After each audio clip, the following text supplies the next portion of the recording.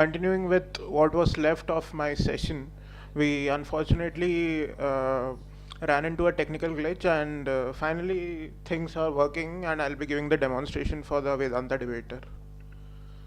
So just a brief overview. This is the tech stack which is used. Disclaimer which I want to give is this project is still a prototype. It's a proof of concept. So do not take its answers literally. We are working on improving it even more. We want your honest feedback. So with that, let's start. So this is the Vedanta Chatbot. We have all three major schools of Vedanta philosophy here. We have Shankaracharya school, Madhvacharya school, and Ramanujacharya school. So we'll be starting with Shankaracharya school, and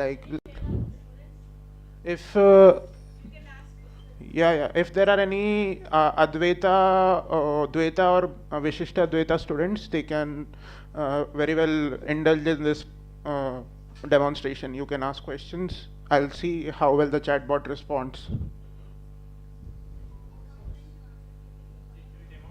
Yeah. So I'll give an example demonstration like.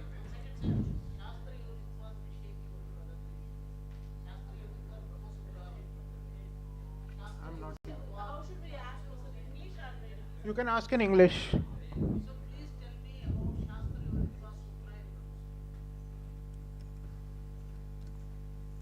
Tell me about.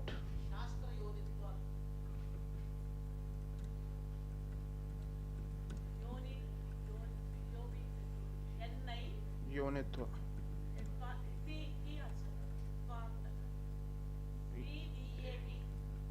Brahma Sutra.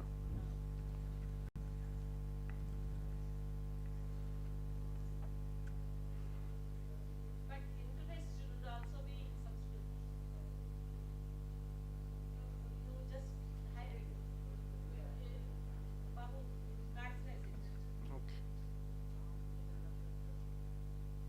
Is it fine now?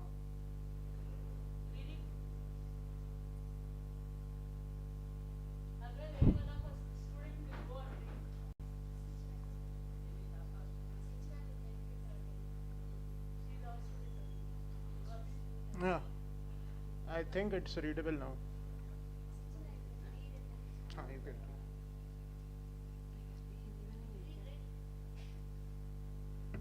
The phrase of Shastra Yonitva is a reference to Brahma Sutra 113, which states Shastra Yonitva. Let's break down this sutra and understand its significance in the context of Advaita Vedanta. Transliteration and translation. The sutra is Shastra Yonitva. Breakdown. Shastra Yoni Tvat. एतत् समीचीनं नास्ति. क्वचित् दोषाः सन्ति मध्ये, किन्तु तत्र प्राथमिकं क्रियमाणमस्ति इत्यतः क्वचित् दोषाः भवन्ति, तान् किञ्चित् क्षाम्यन्तु.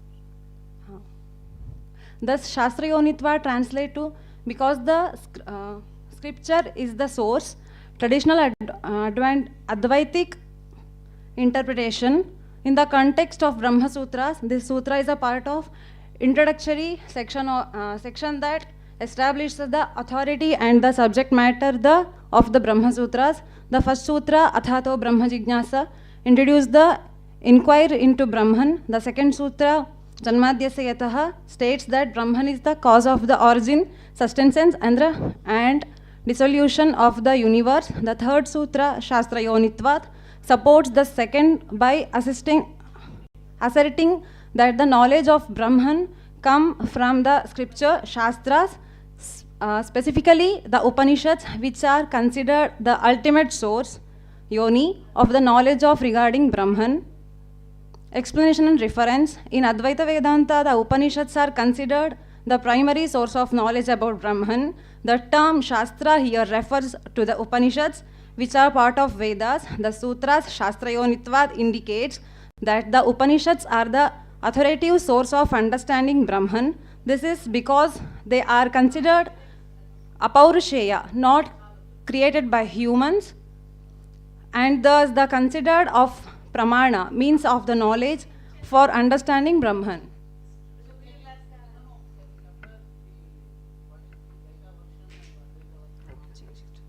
So this was the Advaita Vedanta version. Okay, okay.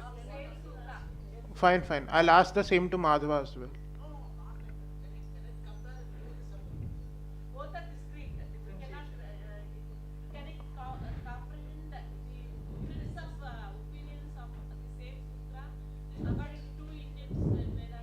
Okay, okay, okay, okay. Yeah, that can be done. That can be done. I'll do it. Ha ha ha. I'll see what can be done. So you want to compare it with Madhvacharya or Ramanujacharya? Okay. Okay.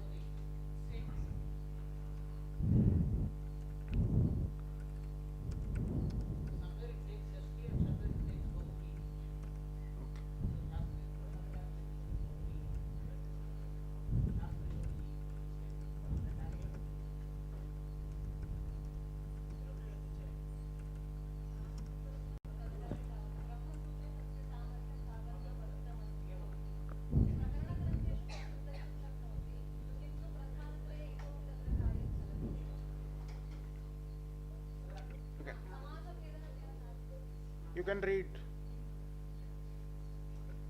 So, should I read? Yeah, so from the Madhava perspective, the interpretation of Shastra Yonitvat, Brahma Sutra 1.1.3 differs significantly from Advaitic interpretation.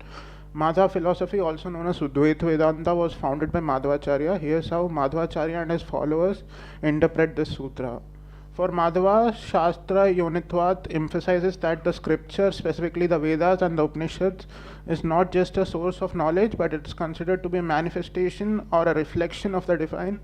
Madhava's interpretation focuses on the personal nature of the ultimate reality, Vishnu or Brahman, and the role of scriptures in revealing this reality. Scripture as a means to understand Brahman. Madhavas agree with Advaitins that scripture is primary means of understanding Brahman. However, they emphasize that Brahman is not impersonal, featureless reality, but a personal deity with attributes, Saguna Brahman, primarily identified with Vishnu.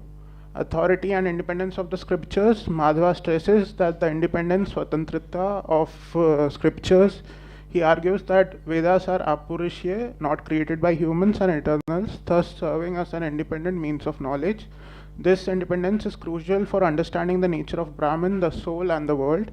Difference from Advaita, unlike Advaita, where ultimate reality is considered to be beyond all attributes and distinctions, Madhava posits a fundamental distinction between the ultimate reality, the individual souls, and the material world. The scriptures, according to Madhava, reveal these distinctions and the nature of the ultimate reality as a personal God. A classical example of the difference between Advaita and Madhava interpretations can be seen in their understanding of the Mahakavya Tattvamasi, Mahavakya. Advaita interprets this as as indicating the non-dual nature of individual self and Brahman. In contrast, Madhava interprets it as a suggesting similarity or reflection of the qualities of Brahman in the individual self. How's it, sir? How it is generated? It is generated by the system or it extracted from somewhere? No, no. It is purely generated by the system. How translation is done then from Sanskrit to English? No, like all these commentaries exist with English translation also, no? One thing which I have. It takes commentaries as input and generated. It is not taking commentaries as the input, ma'am.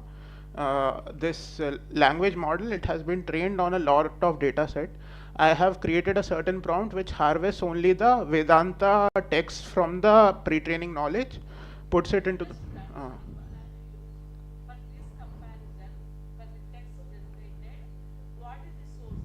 Is there, for example, Rama, man is mortal, Rama is mortal, man, Rama also dies someday. Like there is no such sentence, Rama dies one day in the given two sentences. It arrives. Yeah, yeah. Similarly, it is arrived like that, or it is somewhere that comparison strategy is also there in the. No, no, no. It is. Yeah, yeah. I understood what you are saying. It's basically.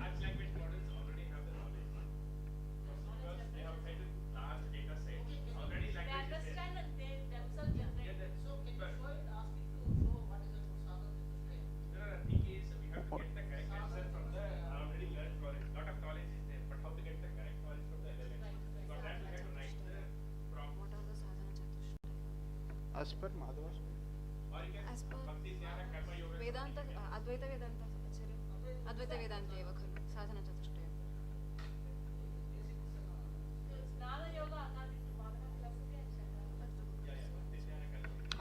What is the question? Which are the sadhana chatushtaya? Which are the Sadhana chatushtaya? Did you change the school? Sadhana chatushtaya. Chatushtaya. Okay.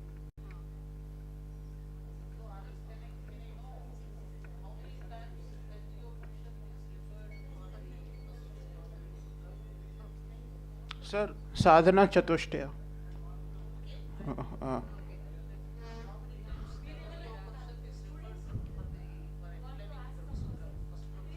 Okay.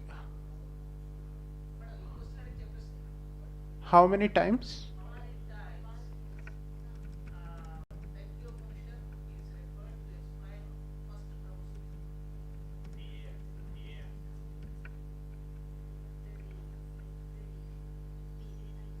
T-A-I. Taittiriya Upanishad.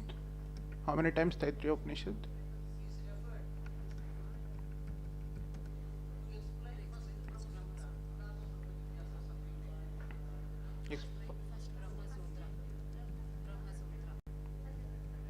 Okay.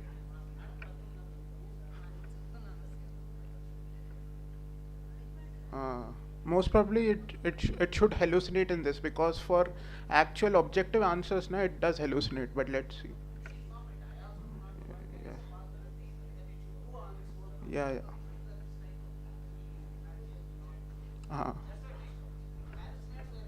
Yeah. Yeah. Yeah. Yeah. See, it has written the Taittiriya Upanishad is referenced in the context of explaining the first Brahma Sutra, Athato Brahma Jignasa, by various commentators, but the frequency of its reference can vary. Brahma Sutra 1.1.1 and Taittiriya Upanishad, the first Brahma Sutra, is explained by Adi Shankaracharya in his Bhashya. Shankara refers to various Upanishadic passages to establish the context and meaning of the sutra. While Taittiriya Upanishad is an important Upanishad, Shankara's Bhashya on Brahma Sutra 1.1.1. Okay. That is coming.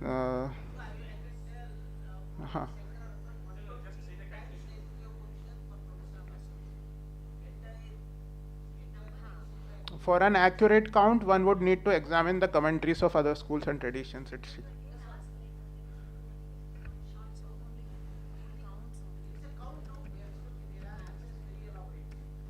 It will still generate, I think. Give me only the count of.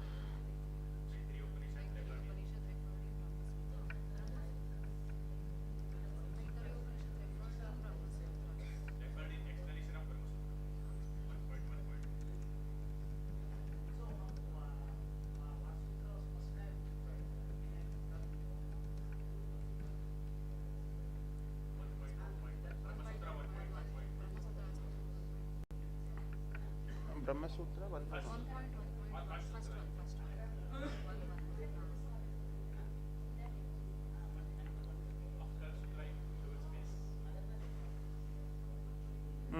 Zero.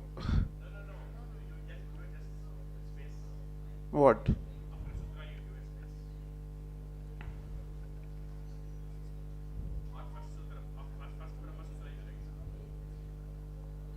Sir.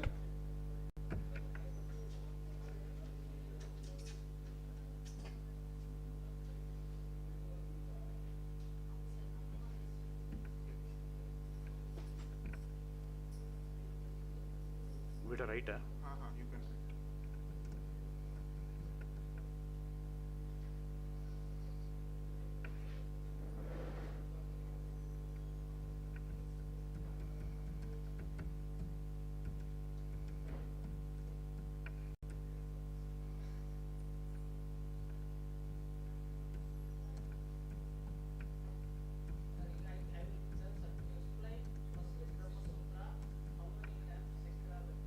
Adi Shankara referred how many?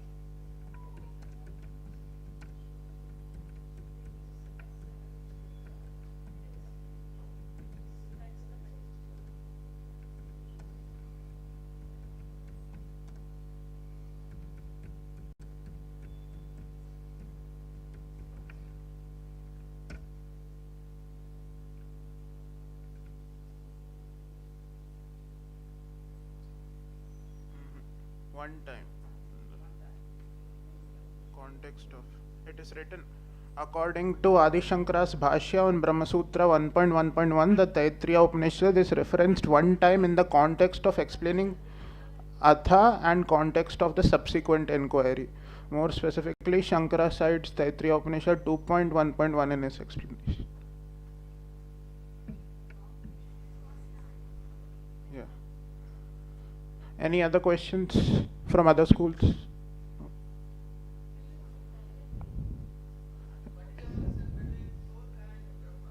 As per which school? According to three schools.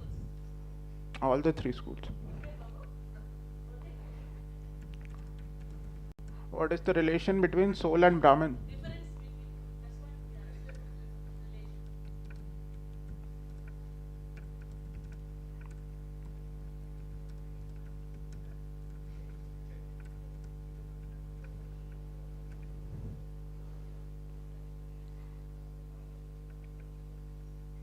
So,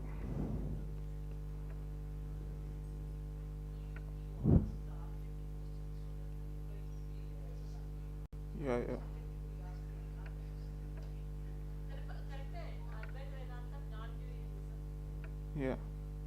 You can come to the stage. Go, You can read it aloud to everybody. you just offer your comments, whether it is right. Yeah, that would help. That is your opinion.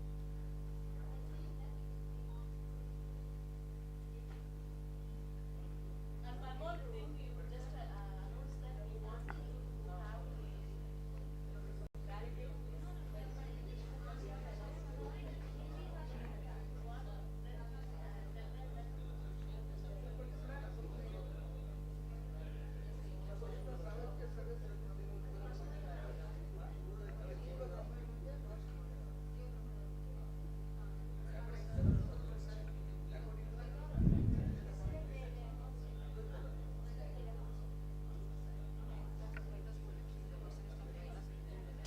Jiva Brahmanoho. What is the relationship between Jiva and Brahma according to Dvaita? So that answer has already been generated. Oh, you wanted He's to? asking from Dvaita Vedanta. No, but you asked for all three schools, no? Only one, okay. No, but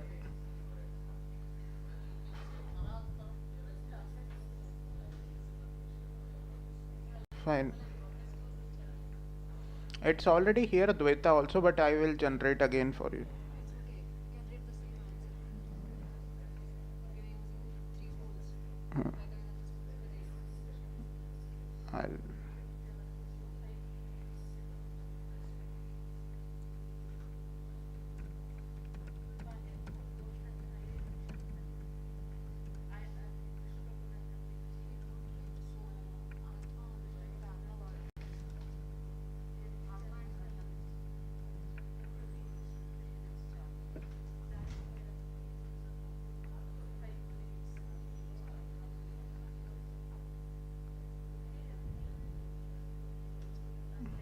Mm,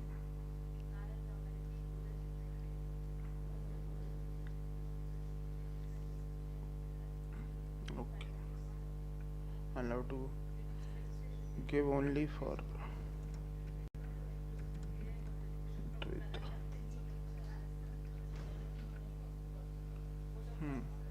So the objective here is to all the last time before is already have done many things. So you are using wrong to get the correct answer from the question. Here is the answer for the Dvaita school. So will you be sharing the link you can use and the same thing can be posted for your education purposes? Any students studying higher education in some school may help for your Spanish. and we need your feedback how we can improve, how much can you give the correct answer. सही तो दे रहा है.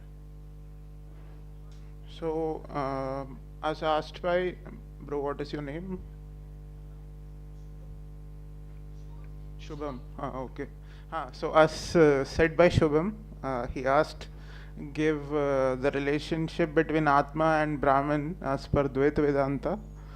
So this is the answer. In Dvaita Vedanta, as propounded by Madhava, the relationship between Atma and Brahman is characterized by dualism. Atma and Brahman are considered to be fundamentally distinct and separate entities. Distinction: the individual cells are dependent on Brahman for their existence and sustenance, but retain their individuality. Devotion and service: the relationship between Atma and Brahman is one of devotion and service, with the Atma serving Brahman. Hierarchy: Brahman is considered to be supreme, independent reality, Swatantra, while Atmas are dependent, Paratantra, on Brahman. In Dvaita, the Atma Brahman relationship is marked by a clear distinction between the two, with Brahman being the object of devotion and worship for the Atmas. Fine. Anybody from that side?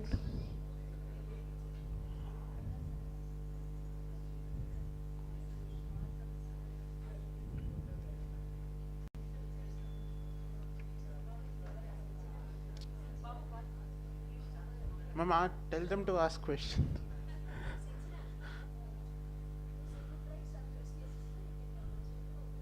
Uh-huh. You can check all those questions.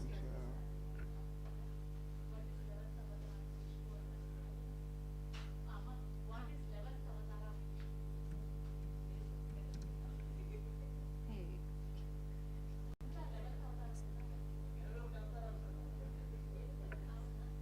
Dashavataras, right?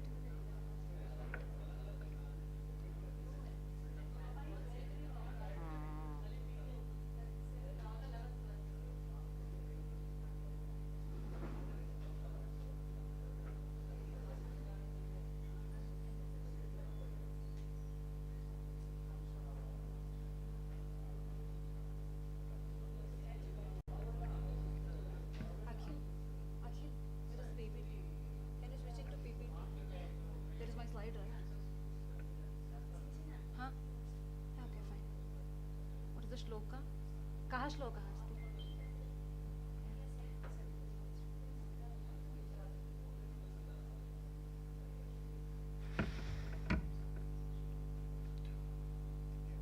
Sanskrit is Sanskrit is Sanskrit.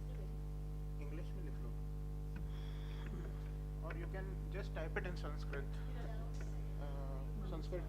You can type it on Google and paste it. Just a minute. Just a minute. Just a minute.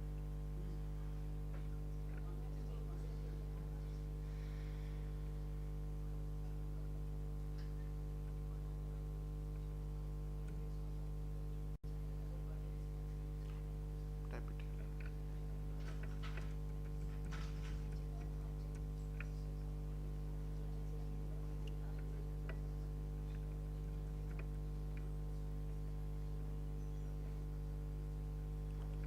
So we are now going to try for Sanskrit input. Let's see how the model behaves.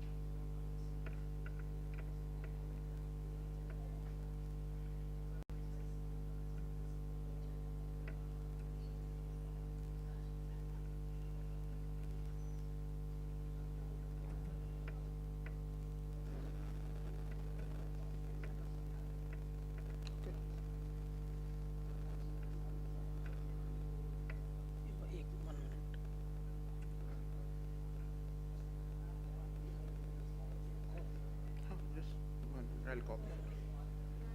Control C. Copy. Go to that chat. So we are giving a Sanskrit input now. You can submit.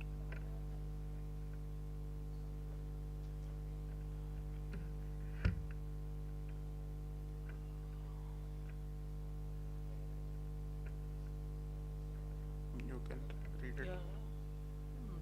phrase Maya Kalpita Matruta Mukha Marusha Dvaita appears to be a Sanskrit phrase that could be related to a philosophical or spiritual discussions, possibly with the constant content of Advaita Vedanta in Hindu philosophical terms. Was this for Dvaita? Yeah. Okay, wait. I'll change the script. No, it's Madhva only. Yeah, it's Dvaita. It's a interpretation that took from Advaita Vedanta, and it is depicted on Dvaita Vedanta. Yeah, you can speak.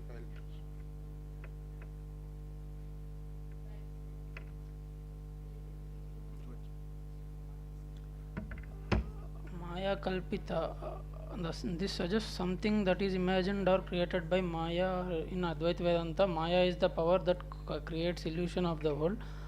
Matruta, this means motherhood or maternal relationship. Mukha, this translates to a face or mouth.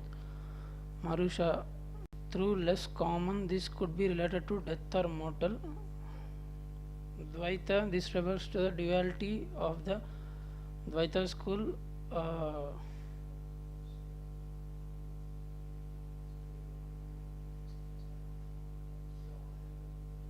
This refers to a duality of the philosophical school of Dvaita Vedanta, which emphasizes the distinction between the individual self and ultimate reality.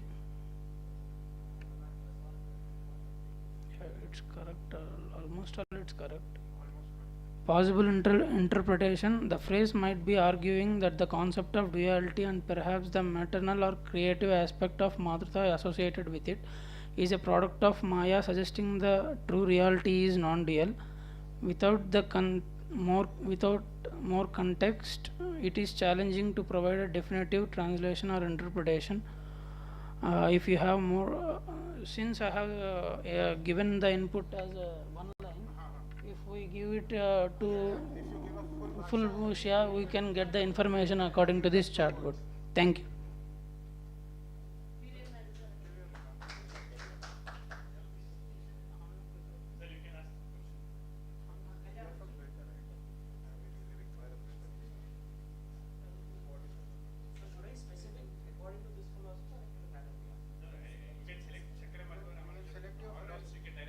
Okay.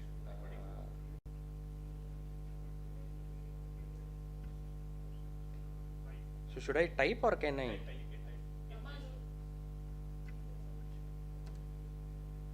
What happened? I want to type in. So we have to type in English itself. You can type in Sanskrit, but there is no keyboard integrated, so you can type it here and then paste it there. Okay. Yeah. It will definitely take So I'm Sanskrit. asking English itself. Okay, no issue. Which school you want to? I have Advaita. Advaita only. Shankara. And you can ask it.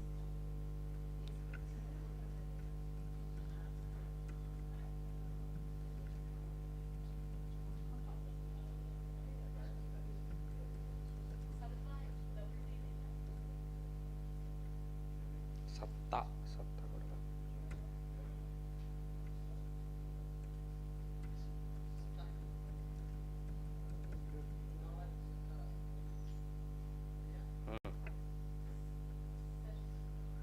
In the Advaita Vedanta tradition, the concept of satta, sat or existence, reality is nuanced and categorized into different levels. The primary categorization is of three types of satta. Paramarthika satta, English spelling tappu undi. Vyavaharika satta. This is Pramarthika satta and Paramarthika satta. So it should be Vyavaharika, Pratibhasika and Paramarthika.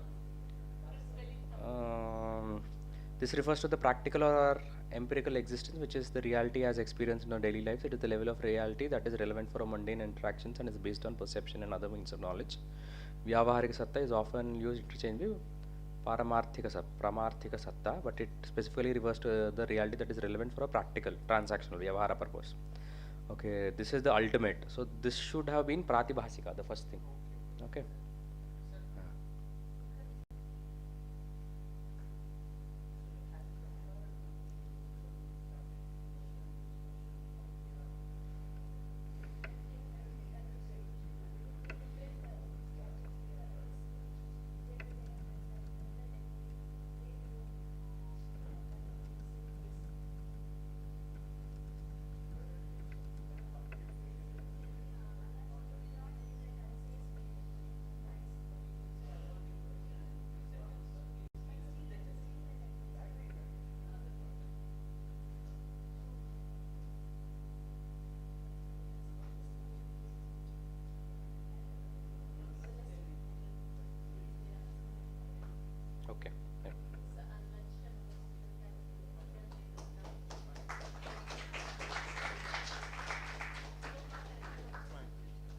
Thank you, everyone.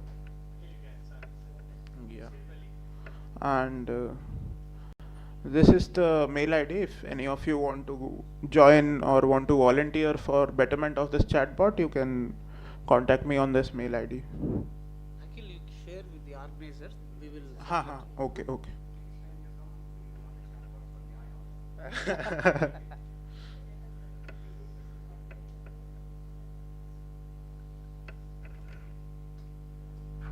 So thank you, Akhil, for your demonstration. Now it is time for our lunch. I request all participants to go to the lunch at behind Sujalam.